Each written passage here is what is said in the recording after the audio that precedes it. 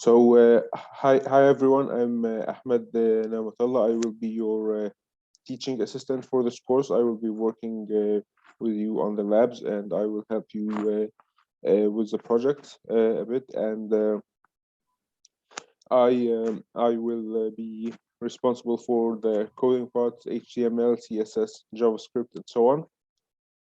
Today's tutorial will be about the labs. We will discuss the first two labs. By the way, I want to know that the labs are in reverse order. So the last lab in order, or the one to the far right or the bottom right, those are the labs you will start with, and the first one, the one to the left, is the one in the last lab. So just want to make that clear, because that might not be clear for everybody. In today's tutorial, we will be discussing how to install Node.js, how to run your website, how to write some basic HTML to have a basic website. We will basically be following the labs, but we will also have time for questions at the end.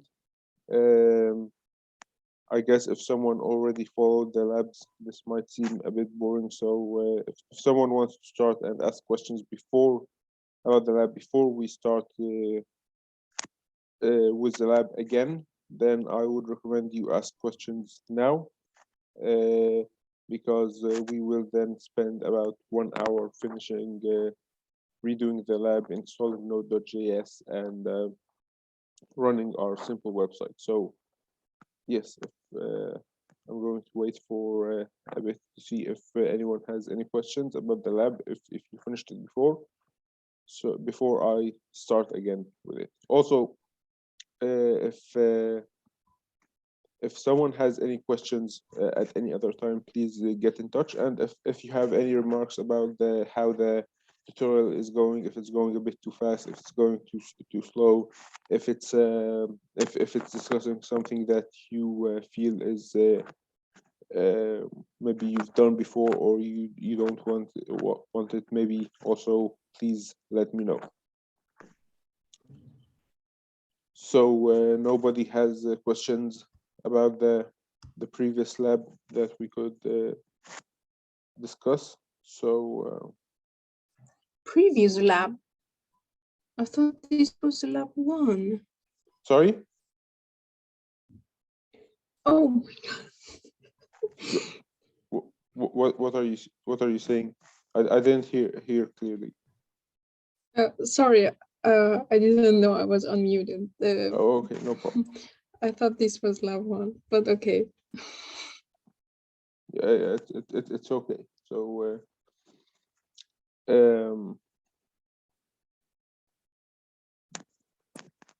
okay, so I guess nobody seems to have any questions. So let's start by installing Node.js and see how it works. So I'll be doing it on a virtual machine on Linux, but also this is the first lab. This is the first lab. So yes, I don't know. Did I imply that it wasn't? Sorry if I implied, but yes, this is the first lab, and we will be discussing the first two labs. The first one, which is how to install Node.js, how to install the Git repository, and so on, and the second one on how to work with HTML. So I guess I could. Yes, so I'll start explaining how to do this on Linux, but then also I'll tell you quickly how you can do it on Windows. So setting everything up and so on. So I've got a small question before you start. Yes, sure. Do you recommend to use Linux, or is it it's okay? same? No. For me, it was the same. There wasn't much of a difference, really. Okay, thank you. You're welcome. So you guys can see my virtual machine screen now.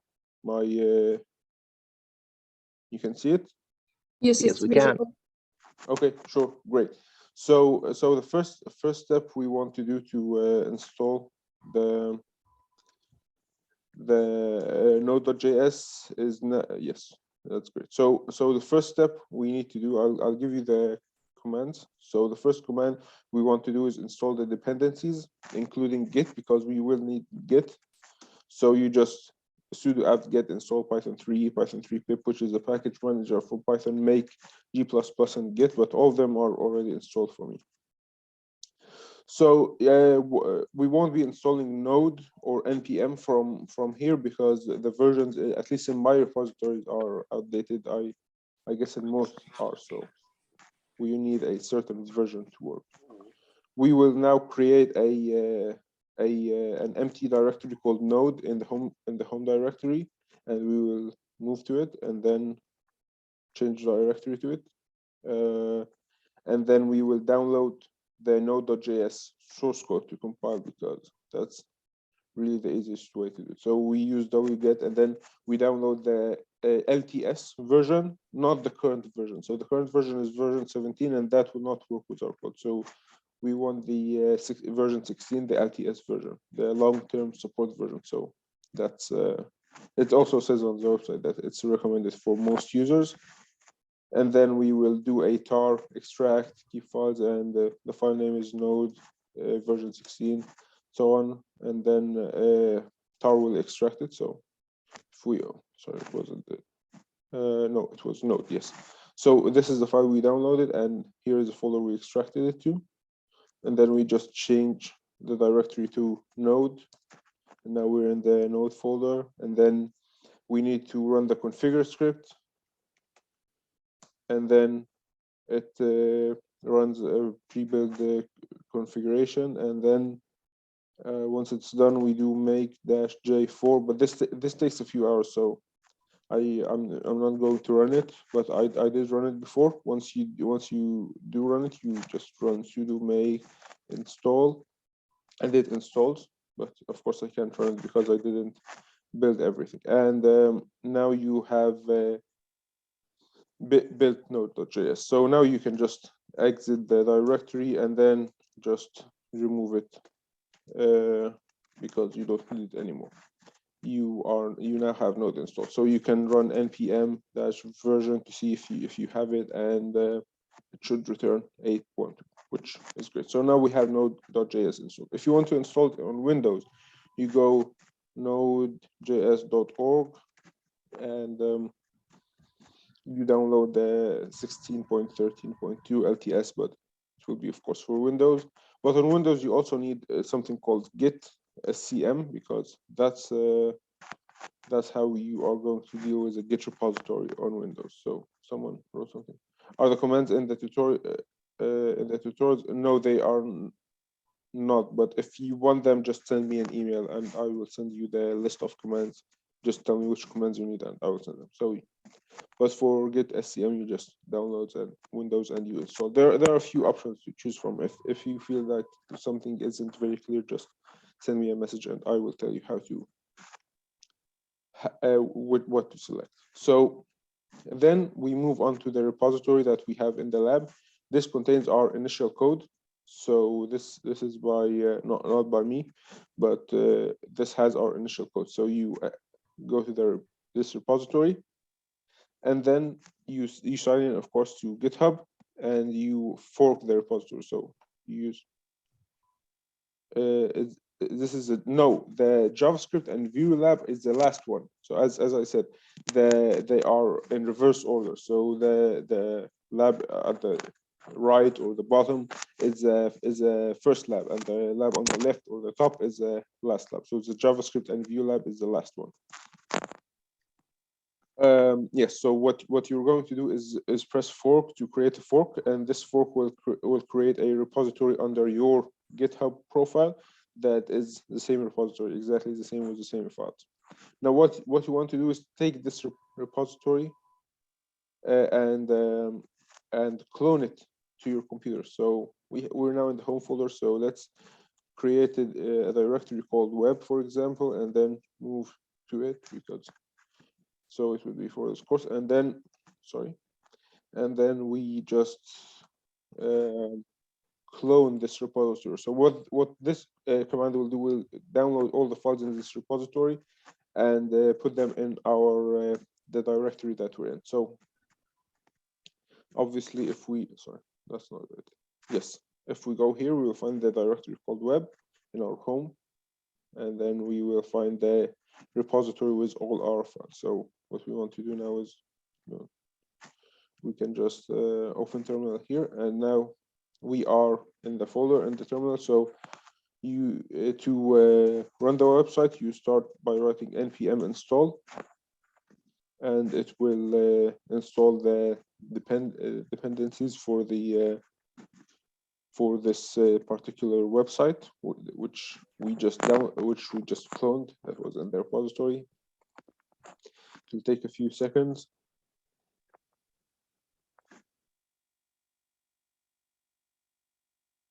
It will give you a few warnings, just ignore them, because it will just tell you some stuff is outdated, but if you update stuff, it might break the website, so you should just ignore this.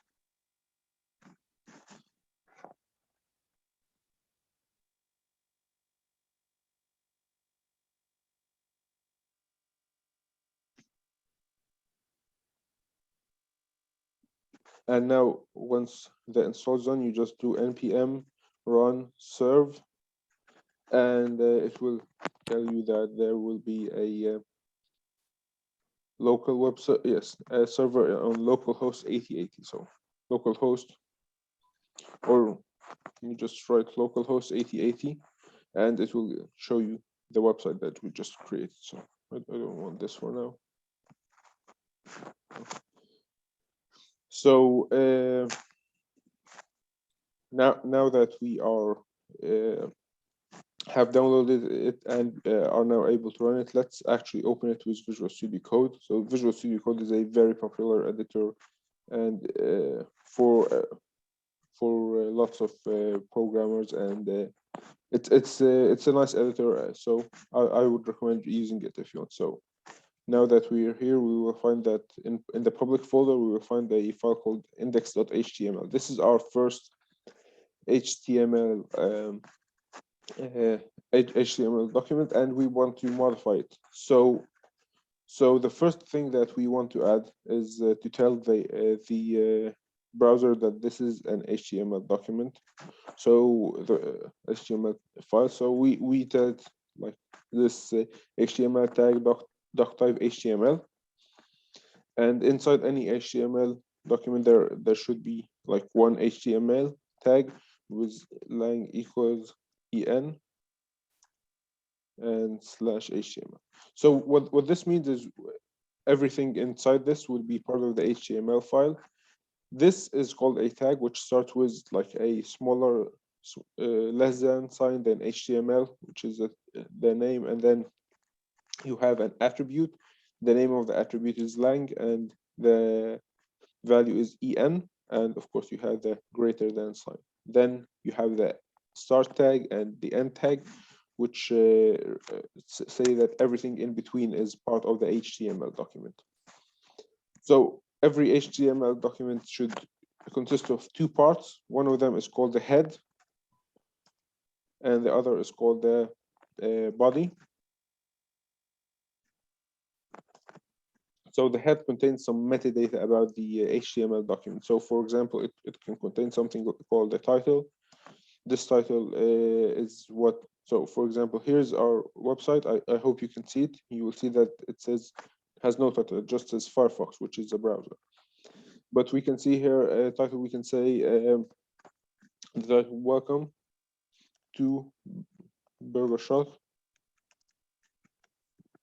And we can also say that it's the character set is UTF-8.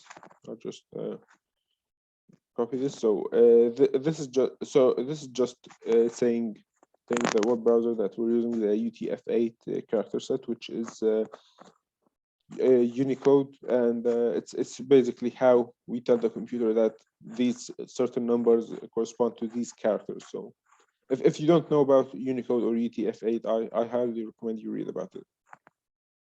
By the way, if you're looking at this HTML tag and you see a slash at the end, that's equivalent to writing meta char set equals UTF-8 and then slash meta. It's equivalent to this. So if you put the slash at the end, it's equivalent to putting a close an end tag at the end without anything in between. So let's actually try to run this website. So this is the basic website. We can just end this using Control-C and run it again. And it should now. Yes, there's no hello world because we didn't put it, but then we changed the title and now it says welcome to Burger Shop, which is our burger website. If anyone has any questions while I'm speaking, you can either ask using voice or in the chat. So what's so let's try to add some text to the body of our website. So this text will appear here. We can add something called a heading, which is a like a predefined heading or kind of a large text to say maybe it's the title or of something or yeah, just giving a description of something. So you have a heading tag called H1, which is the largest one, and then the smallest one is H6. So let's actually try let's try different headings and see how they look. So let's try burger shot, for example, H1, and let's try it with 2, 3, 4, 5, and 6. So let's actually see how the different headings look like.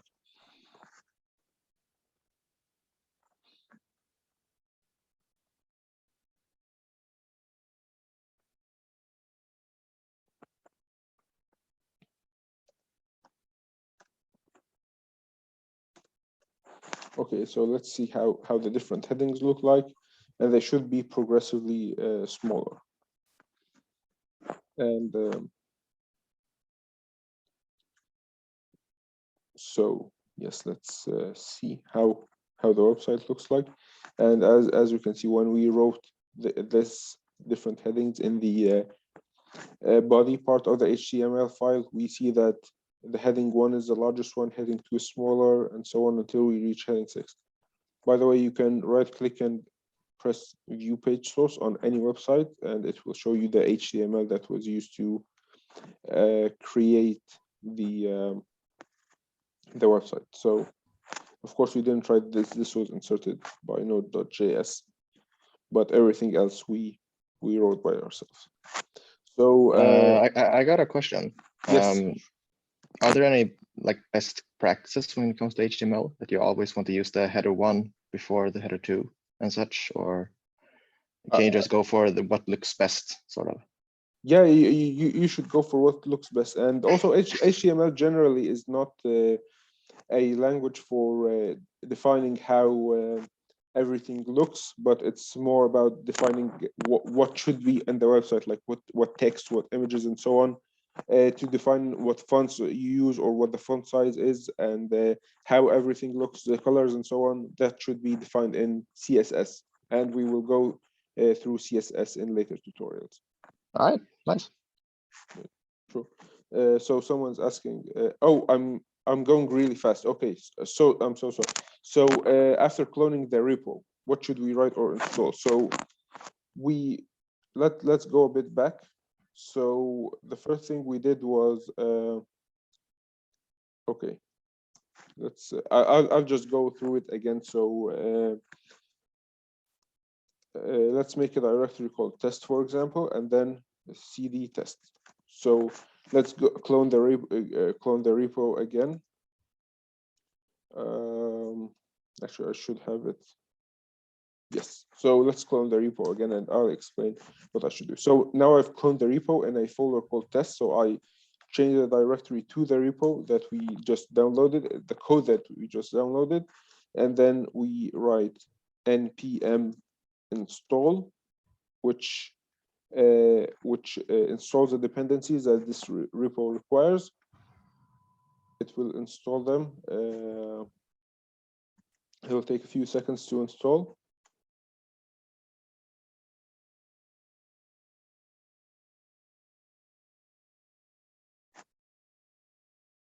Let's just go to the repo. So here was test, and here's our repo, the clean repo that we just installed.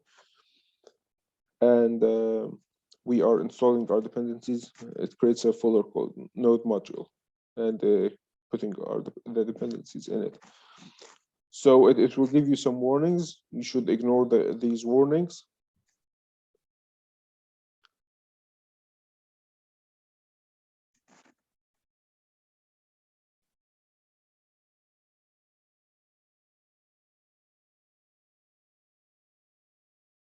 So first of all, we cloned the repo, we downloaded the files, then we installed the required files, the required modules for this repository, and then we do an npm run serve, and the website is now should now be hosted on our local computer. So the website in the repo says just hello world. So yes, so it should be running now. All it says is hello world. Yes, so as we can see, this is how we run the website. What we did was go into the public folder and then open the index.html and then edit it. So I was editing it with Visual Studio Code. That's all we're doing. So I hope I didn't I explained this again sufficiently.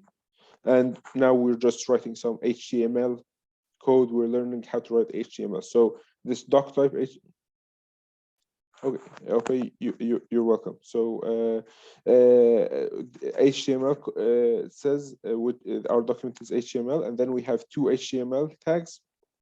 The tag starts with a smaller than sign, ends with a greater than sign, and then it has a tag type or name called HTML, for example, and then attribute lang equals en, which tells us that the language will be English, for example.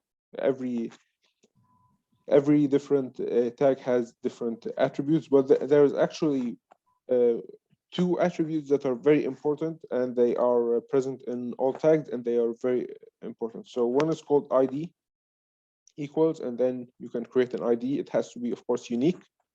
So the ID will be, for example, main underscore tag or main document.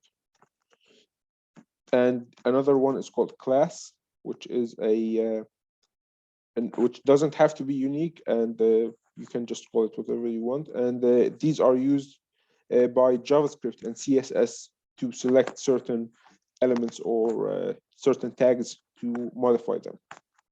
But it's just important to know that there's ID and class, and you can specify a unique ID for every tag, but the class doesn't have to be unique. We then have the head, which contains some metadata about the web page, such as its title or the character set. And we have the body, which can have different headings from H1 to H6. And the H1 is the largest and H6 is the smallest. So let's say we have our website called Burger Shot, and then we create a paragraph, and then we say, welcome to Burger Shot. In a paragraph, this is not a heading. This is just a paragraph, which is normal text. Let's actually have a look at how this would work.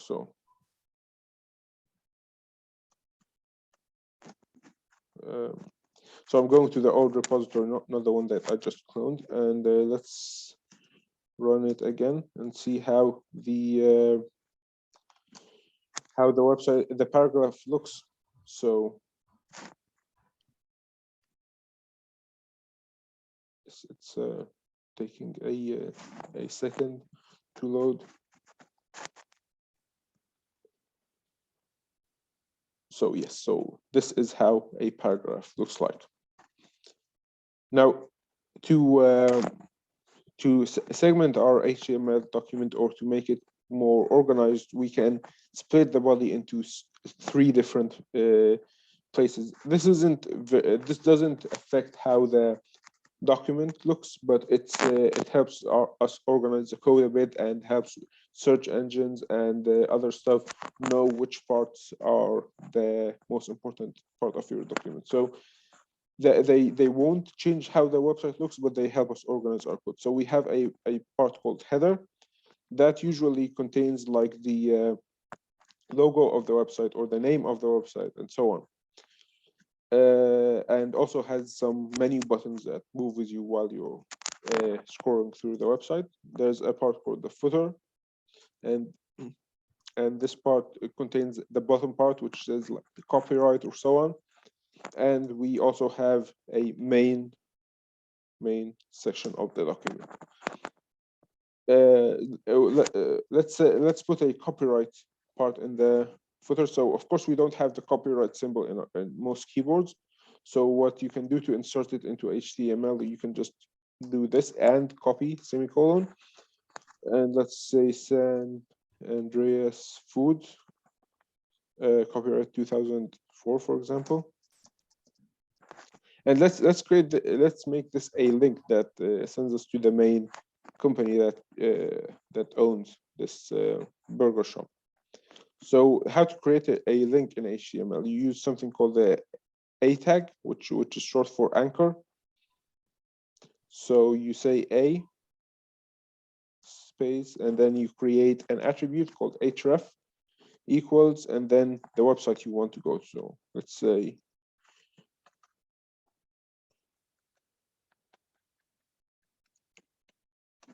so this website, and then let's try to see how our footer looks like. By the way, before we go to the footer, maybe we just want to have a horizontal line. So you just write HR. That's it. You just need to write HR, and the website understands that you have now a horizontal line before the footer, just to make the website look a bit more a bit more likable, or yeah, and organized. So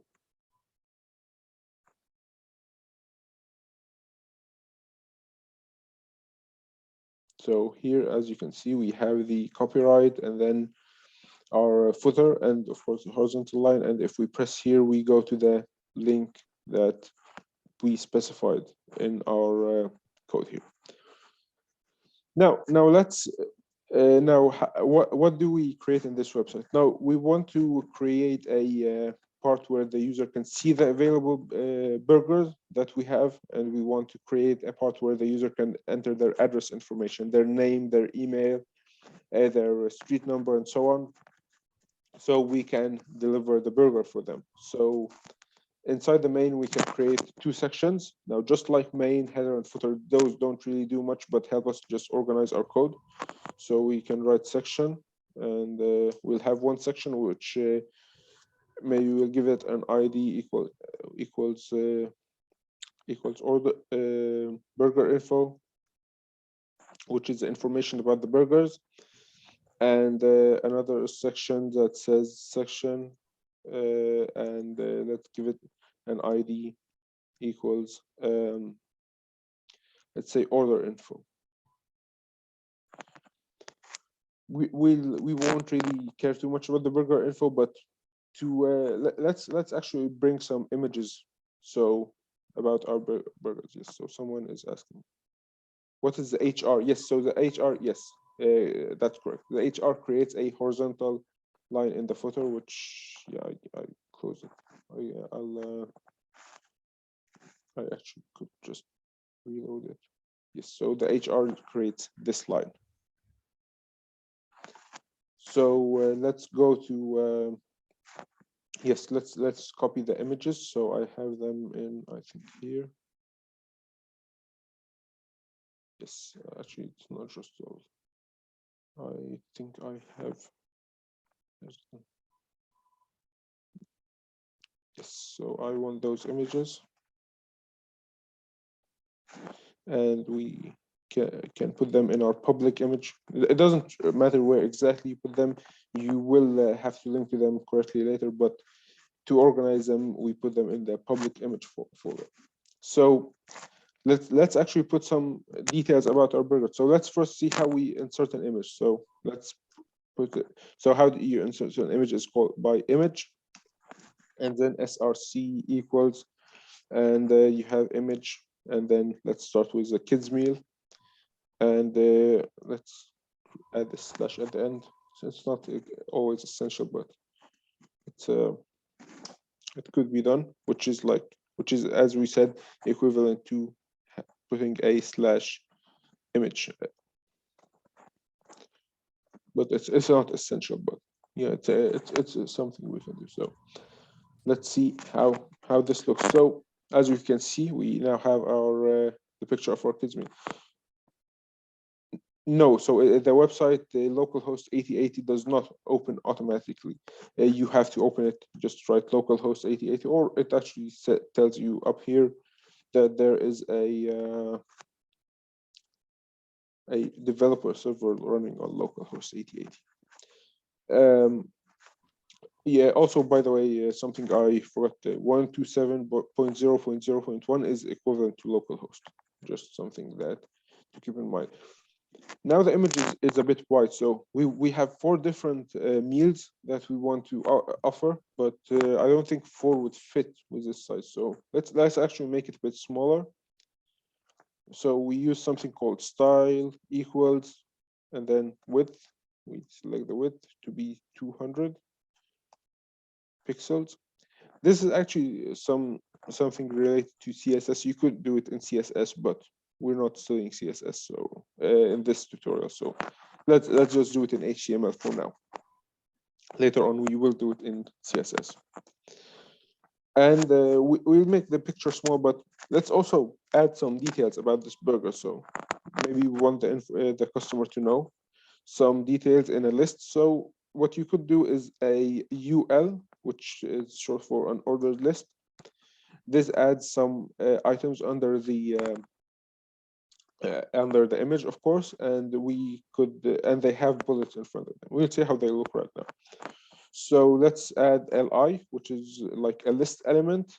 The first one we could say it increases fat by 1%, and the other list element says maybe its price is $2. Okay, so that's nice. Let's try to see how this looks. So the 2 changes we made the images with smaller, and also the height scales, by the way, with the width. And we added some details about the burger. So let's see. So as we can see now, we have the burger image, and it's the fact that it increased fat by 1% and its price is $2. So let's actually add more burgers. Let's add another one. So what I want to do first is enclose the image in something called a div. So what a div is, it contains a group of HTML elements. So it's like a container for other HTML elements. It's not, doesn't do anything by itself, but it's very useful in that it helps you group HTML elements by together and maybe style them together using CSS or manipulate them using JavaScript. Also, I want to, by the way, add the name in a 3rd heading.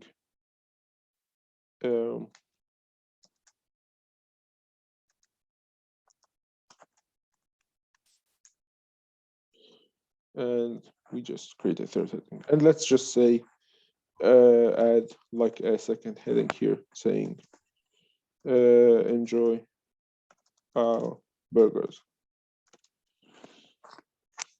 So this, we've now included this first burger, and then let's add a 2nd burger. It will be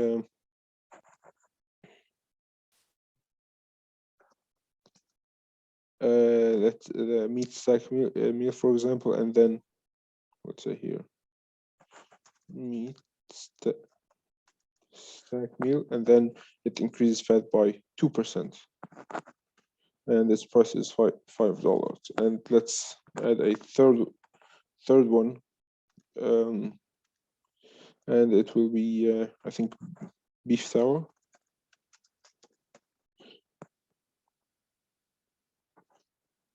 And it should be this one, yes. And it's even larger, so it increases fat by 3%, but costs $10. And let's also, because to be healthy, we could also add a salad meal,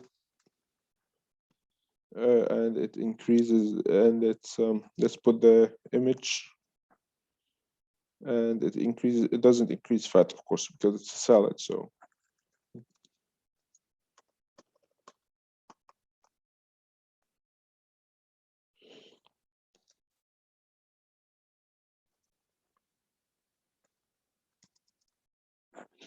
and its price is $10 because, of course, it's very healthy. So it has to be expensive. And let's see how everything looks. So let's see how the website now looks.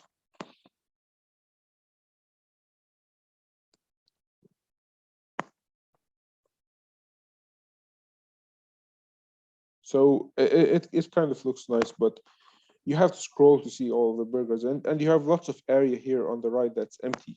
It's not doing anything. So what we could do is put all the burgers next to each other. So every element would add a new line below it, but how do we prevent it, the element from adding a new line? So we just create a div style. Just a second. So we should say the div style and display inline block.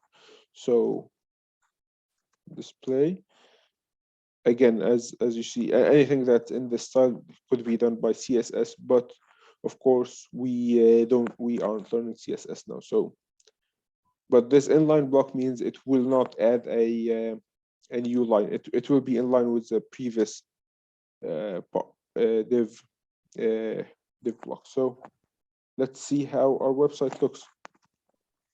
And and yes, please ask me if you have any questions. I don't know if I'm going too fast or too slow. Please let me know if you're not happy with the rate or want me to explain something. So yes, as we can see, everything now looks much better. It's on one horizontal row, and yeah, I mean, not everything is perfectly aligned, but we'll worry more about how the website looks when we get to CSS. So, but yeah, for now, it works. So we did something nice. So we added our burger information, but then the website would be much more useful if the customer can also order from it. So we want to add a form where the user enters their name and address and so on, and then they could press a button and order our burger. So let's actually start seeing how that would work. So we start by adding a form, and actually I want to show you something before I start on this form. So I don't know if you guys have studied about HTTP requests, GET requests, and POST requests, but if you haven't studied, I'll show you something. So let's search Google for HTTP GET request.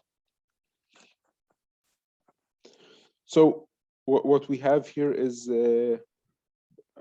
google.com. We access google.com. We access a page called search in Google, and this question mark means we're now sending a GET request. With we send a request with the first data or the tag that of the data, or the name of this data is called client, and the data inside it is called Firefox. The second one is called queue or query, and the data that's enclosed in it is called HTTP GET request. So we use the name and the data, which is like it tells the server that we are using a client called Firefox, and the query of our search is called HTTP GET request. So this is what we want to be emulating here. So we create a form, and we create something called a input type equals text, and we can put an ID equals username, and name is will also be username, and we will add a placeholder called first and last name. So what does this do? So input is like an input, of course.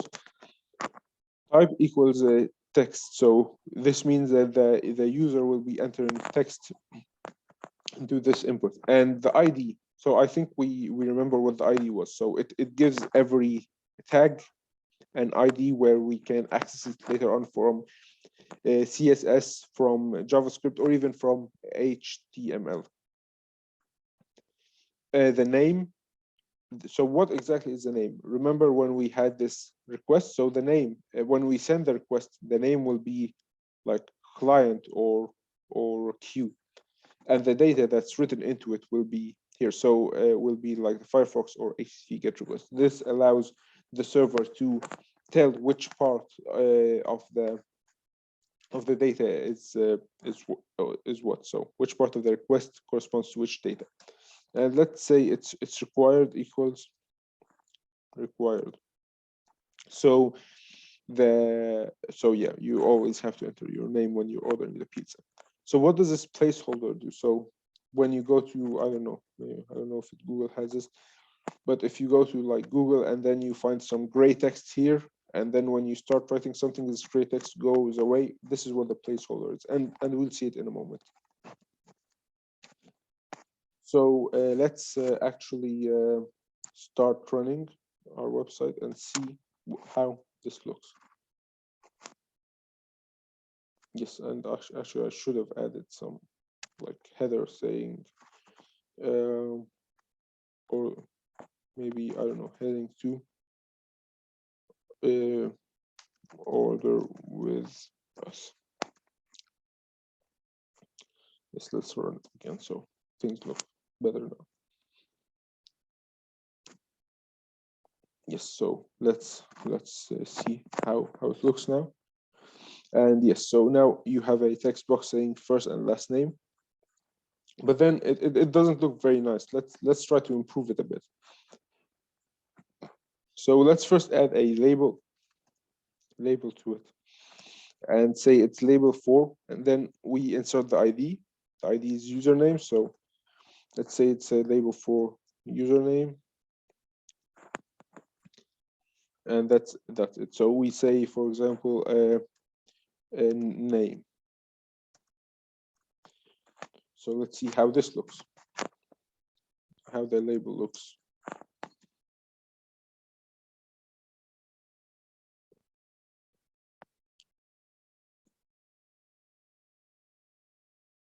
So yes, as you can see, we added a label before the text box that says name.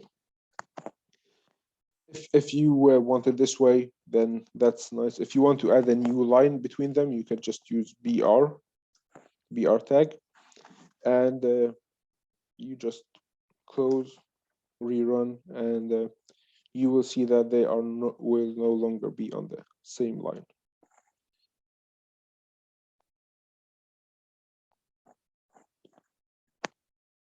Yes, so this BR creates a new line between them, but let's keep them on the same line for now.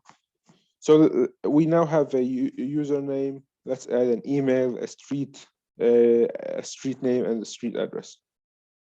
So we'll add an email here, and this label has to be for email, and it's input type. So if we change text to we can keep, of course, a text, but we can change it to email, which will make the web browser a bit more strict about what could be entered. It will try to verify that it's a real email before submitting.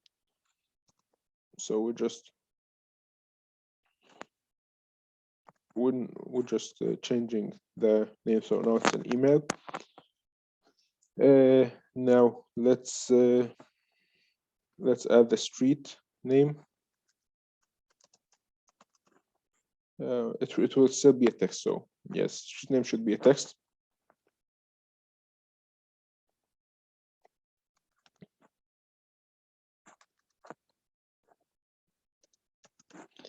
And the last one should be street number or house number.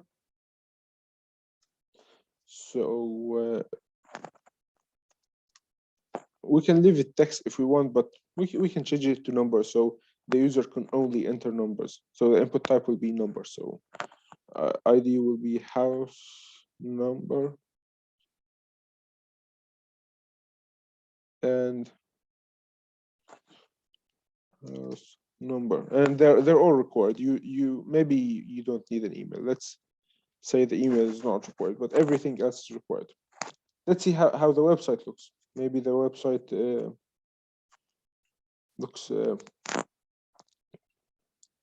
looks fine, or maybe we could try to do some changes to it.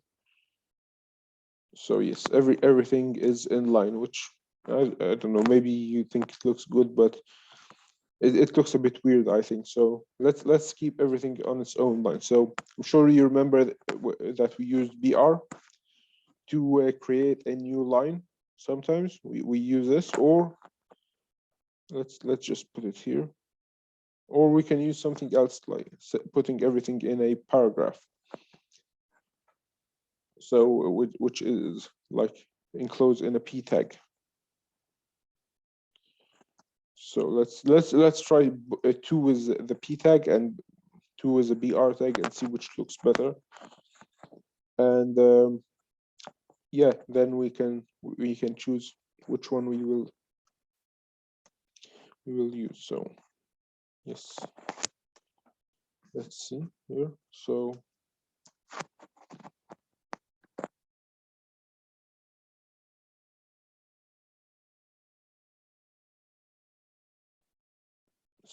yeah, the paragraph tag adds more space between them. The BR tag doesn't add much space. So in my opinion, the paragraph tag looks better, the p tag. So I'll go for it for now.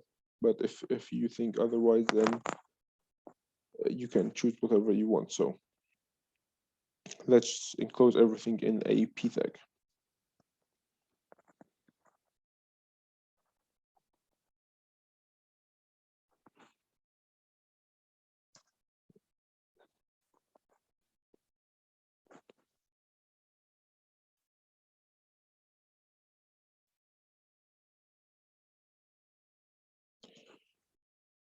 So okay. So yeah, I guess it's not worth looking at for now. Now we want to add a Dropbox. So a Dropbox would look something like, I don't know, something like this, where you can select one element. So let's add one where you can select the method of payment. So let's add another paragraph, and then we say for the Dropbox we will need a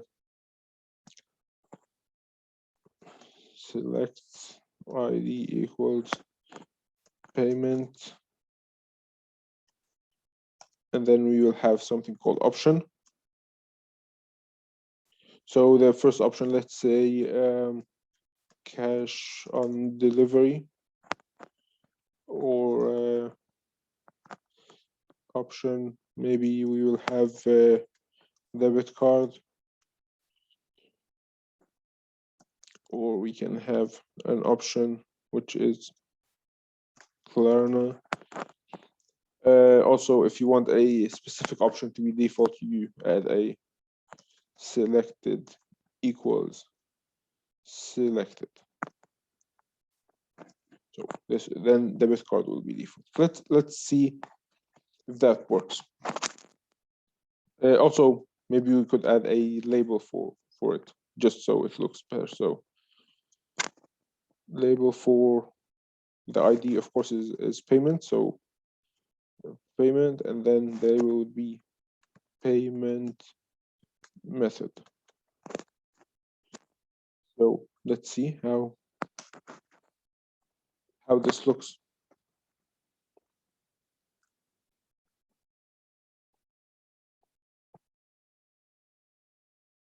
So yes, so we have payment method. The default is debit card. You can change it to anything you want.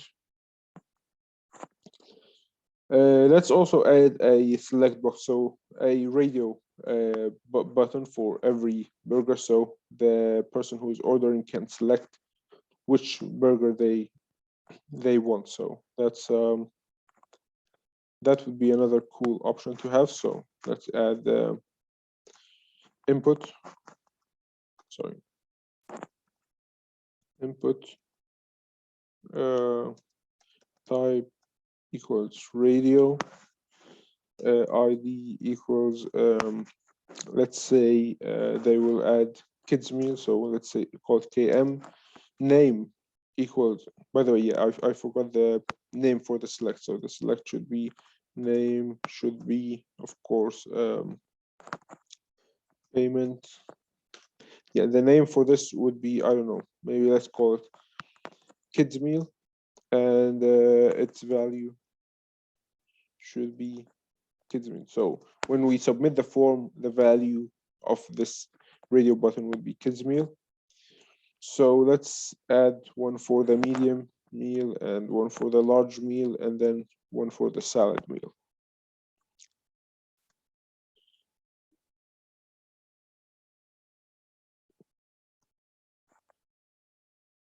So let's see how this looks.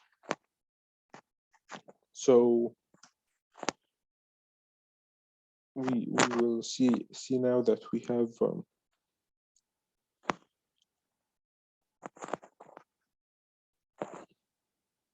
a few issues. So the first one is we just have the radio buttons, and we can select multiple of them at the same time, which doesn't make sense, and they don't have text next to them. So we'll try to fix each one of those. So why can we select multiple of them at the same time? It's because they all have different names.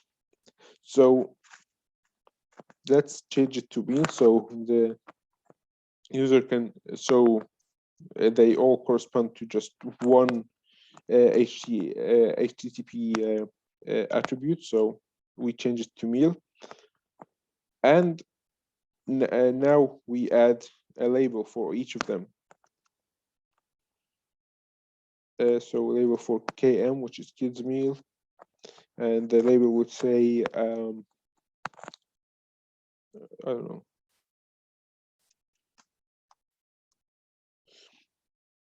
and then we could just add one for each of those. So this one was I think meat stack,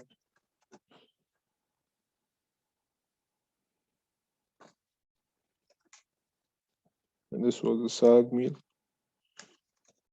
And of course we have to remember that this one is for the medium meal, this is for the large meal, and this is for the salad meal. So let's try the website and see how this looks.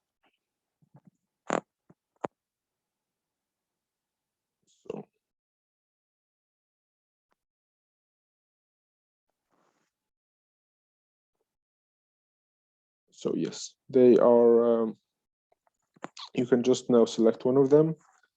Now, if you want to add a new line, you just add VR, or you use a paragraph, whichever you prefer. But yeah, so, and also if you want one to be default, you just write just a second, I'll make sure what yeah, checked equals checked. So checked equals checked. So now let's have a look at the website.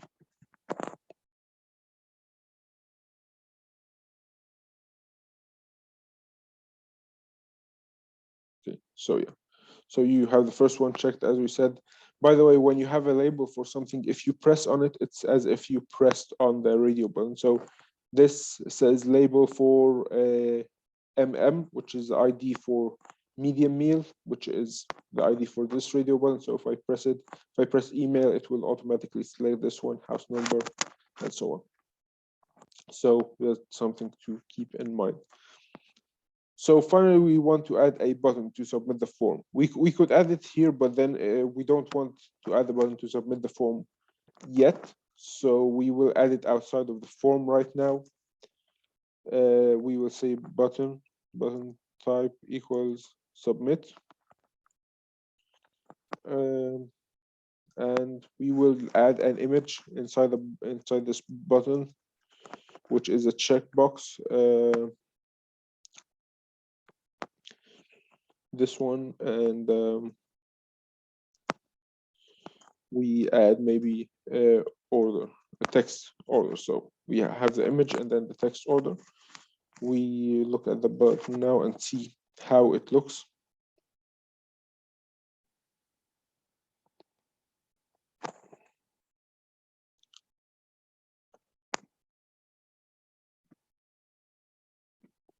Yes, so as we can see, we have a button called order, but it has a really large checkbox. That's quite annoying. So how do we fix it? We add a style, as we said, and width, let's set it at 25 pixels. So make it a very small image. And this is the final part of the website. Let's see.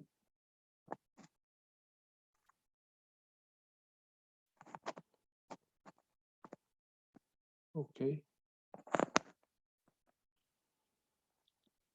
So as you see, we have the button now and it looks normal. So we now have a website that contains most of what we need. It contains how the pictures, the text, the name, and so on. Not everything looks very nice. Not everything is well organized. That will, and of course, it doesn't function yet. The order button doesn't do anything. All of this stuff we will learn later on in the CSS and JavaScript tutorial. But for now, we have a website that works. So thank you very much for being in this tutorial today. And if you have any questions, please ask. We still have quite some time. I got a question about the server side of things. Instead of using Node.js, could you use I've seen that there's an extension on VS Code, which is like a live server. Would that be an alternative, or is Node.js more fully fleshed? So, sorry, what exactly are you talking about? Like the server, the backend? Yeah, no, just for setting up the web server so that you can look at your HTML code and the website that you're constructing. You can use different stuff, but we will be using Node.js because, of course, it's what this course is built around, and we will use Vue.js, and we'll use different JavaScript stuff like socket for communicating with the backend and so on. So, yeah, that's what we have prepared for the course. All right, perfect. Thanks. You're welcome.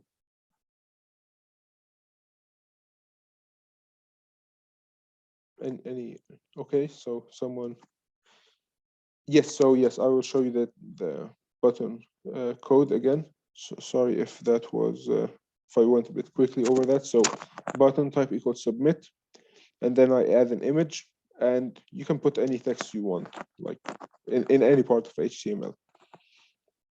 And so you have the image, the URL for the image, the style, which is, we said the width, and you have text in the bottom. Will there be more tutorials, or no? There are still two. There are still one or no. There are still two more tutorials. So we are not sure if I will have like the JavaScript and CSS in one tutorial, or we'll have it in two tutorials. So I'll have to make sure about that, because otherwise we'll have we'll talk about the project in one tutorial and the JavaScript and CSS together in one tutorial. But it's something to be seen.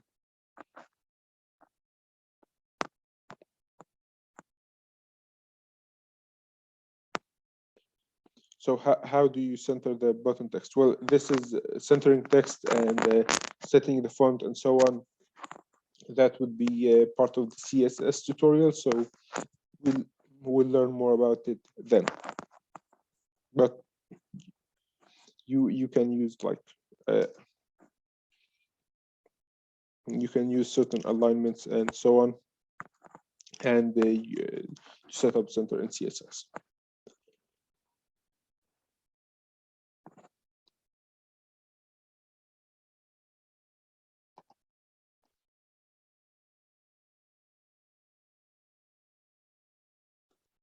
Okay, so no more questions, or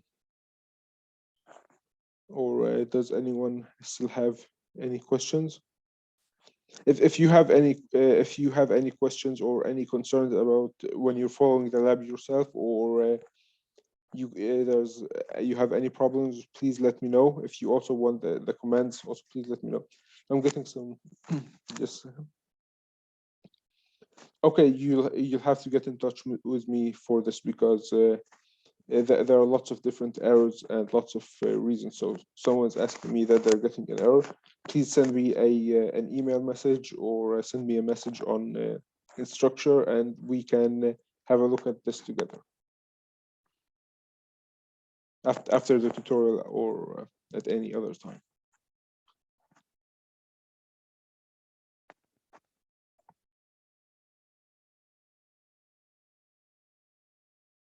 So no more questions, or we still have time for more questions. So yeah, the commands. So which commands do you want? So do you want the commands to install Node.js on Linux, or do you want the commands to clone the Git repository, or you want which commands do you want? So I can know. The problem is there are so many commands, and I don't think it makes sense to put them all, because they would be overwhelming. So I was thinking like the commands for installing the Node.js on Linux versus Windows, if you have them too. If there's anything special to do by installing on Windows. No, on Windows, you just download the installer and run it. That's all you do for Node.js. For Git, you also download the installer and run it. So it's very simple on Windows. So if you're asking how to install it on Windows, it's you don't need to compile anything. I need to abort every time so I'm actually no, I think it's so is there like a problem? It doesn't run. So someone's asking me about the npm run server. So does it run or not? So if it runs, then also npm run serve, it should be npm run serve, not run server. Is like the development. So it might be a bit heavier, but it's useful for the development. You also there's another command called npm. Just a second. I'll get it in a moment. I actually don't remember. There's another command that compresses everything, so it would be much more suitable for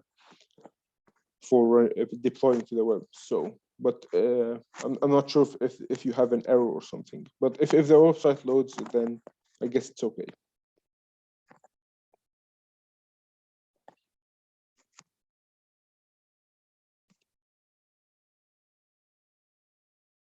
Also, by the way, so who asked me about installing on Windows? If you face any trouble when installing anything, just send me an email, and we can see if there's a problem. So okay, thank you. You're welcome. So any other questions?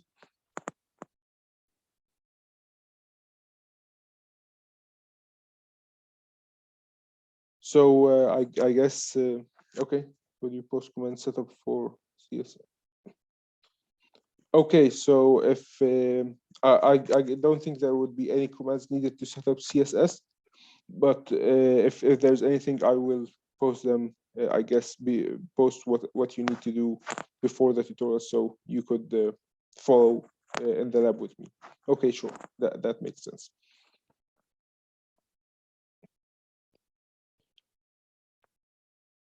Yes, so someone is asking after pressing the button, the server isn't running. So yeah, please get in touch with me because I don't know exactly what the problem happened. So what button, or I don't know what exactly happened. I'll have to check the details. So sorry, it's hard for me to figure out the problem right now. So please, after the tutorial, send me a message on my email or instructor so I could look into this in more detail.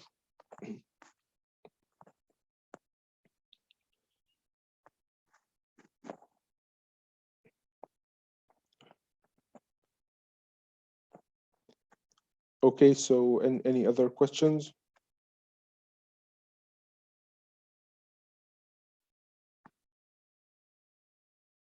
Okay, so I guess okay, sure. So if after this tutorial, please get in touch with me if you need help, and we can discuss any problems you face. You're welcome. Thank you very much, and thank you for being here today. And I hope you have a good afternoon, and I will hope to see you next week then. Thank you, and goodbye. Bye bye. For today.